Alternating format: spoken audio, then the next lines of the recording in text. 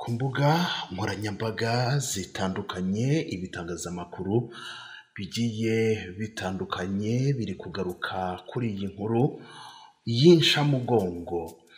Ni inkuru abantu benshi bari gutanga ibitekerezo bigiye bitandukanye bihanganisha Tidjara Kabendera.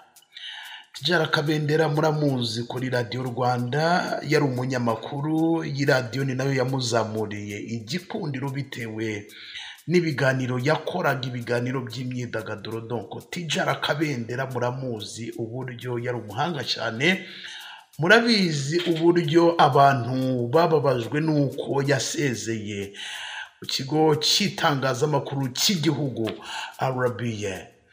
Ngira ngo yasezeye muri za 2020 gutyo nibwo Tidjara Kabendera mu by'ukuri yasezeye. Ariko Tidjara Kabendera muramuzi muramukunda, nubwo abantu benshi baramukunda cyane bitewe n'ukuntu mu by'ukuri uburyo agenda yisanisha n'urubyiruko.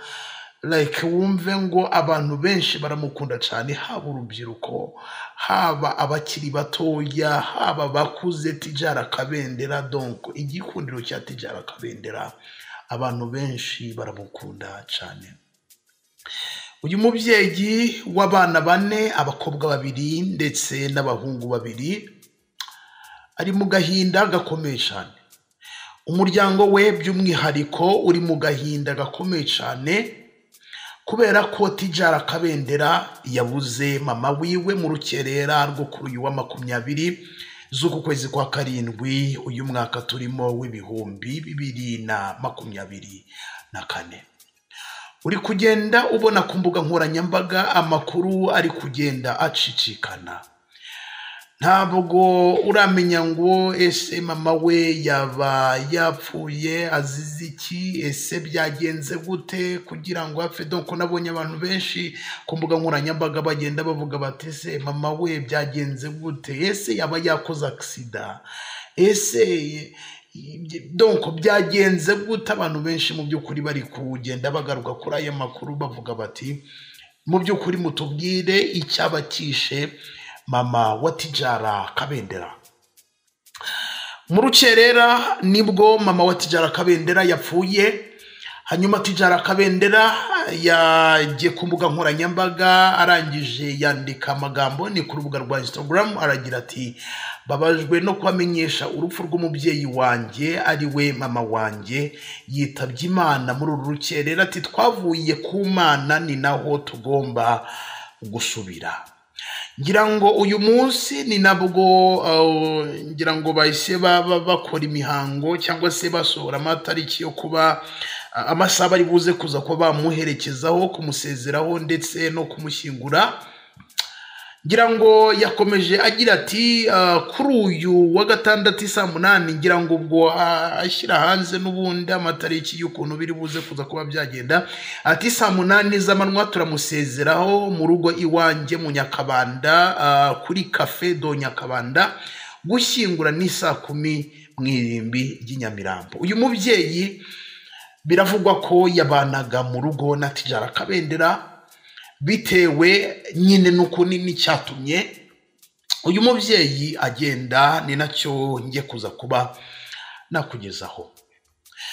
Biravugwa ko umubyeyi wa Tidjara Kabendera, abantu benshi bari kugenda babibaza ku mbuga nkoranyambaga. Nabonye hari n'abari kutwandikira batubwira ngo mutumenyeshe amakuru kuri Tidjara Kabendera arambuye ku rupfu rwa mama we.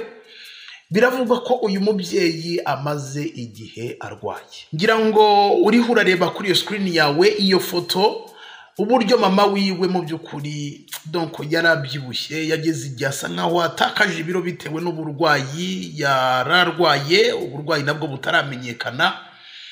Donc wumve ngo mu by'ukuri apfuye azize uburwayi yaramaranye igihe. Donc yaramaze igihe arwaye ku rwego uburwayi bwagiye buramunanura. Mw'abantu mwe birababaje cyane. Ku mbuga nkoranyambaga abantu benshi bari gufata mu mugongo Tidjara Kabendera.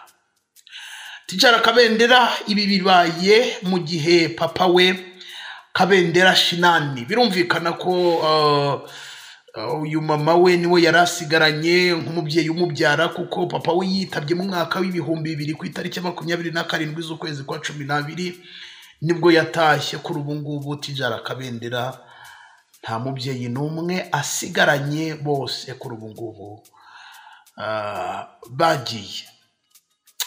Ibi bibaye n'ubundi mu gihe hashize amezi makeya Tidjara Kabendera n'ubundi apfushije, navuga ngo ni musaza we.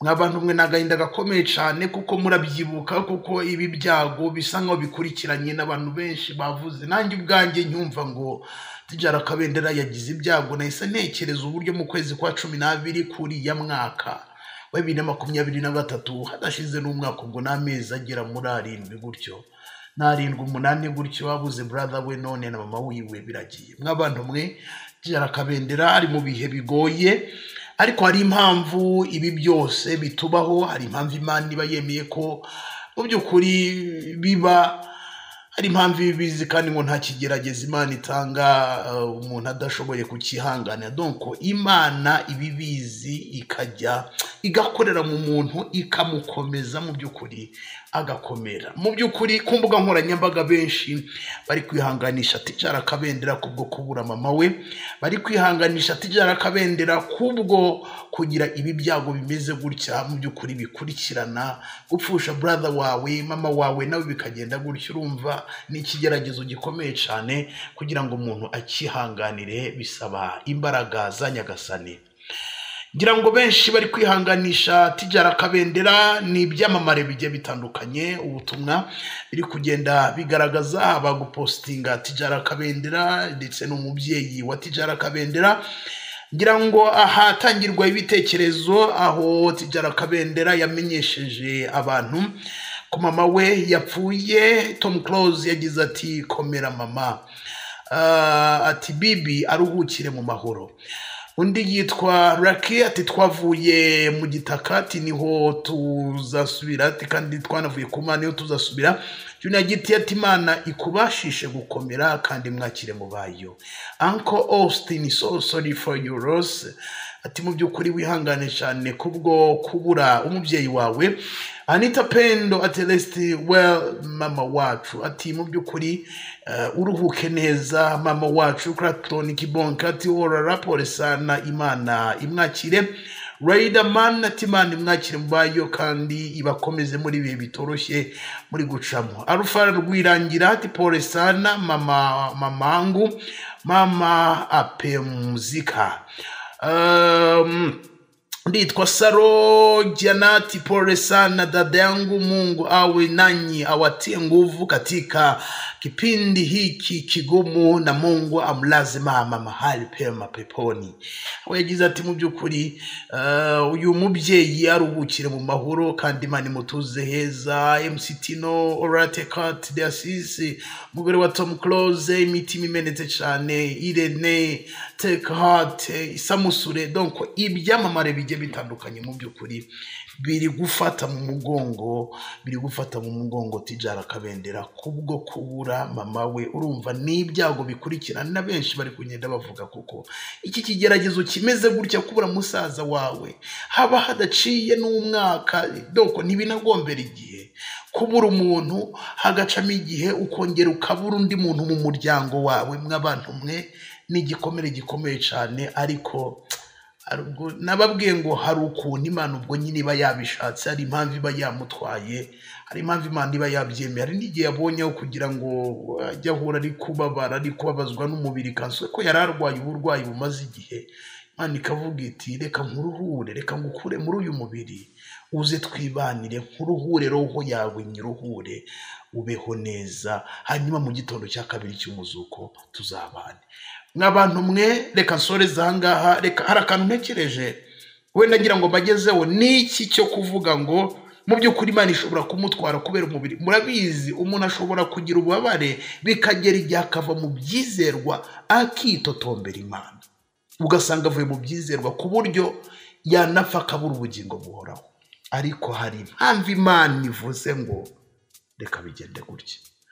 Aka kantu ntabwo nari gusoza nakongereyeho, kuko kanje direct kanje mu mutwe numva ibi bintu mu by'ukuri nibyo. Soreje ahangaha nitwa Shadu, mu by'ukuri turabihanganishije, ni ukuri Tidjara Kabendera mwihangane, umuryango mwihangane, abuzukuru umubyeyi yasize mwihangane, biragoye cyane kubyakira ariko nta kundi, Imana iba izi impamvu yabyo. Ndabakunda, nitwa Shadu, reka dukomeze tubane mu zindi nkuru.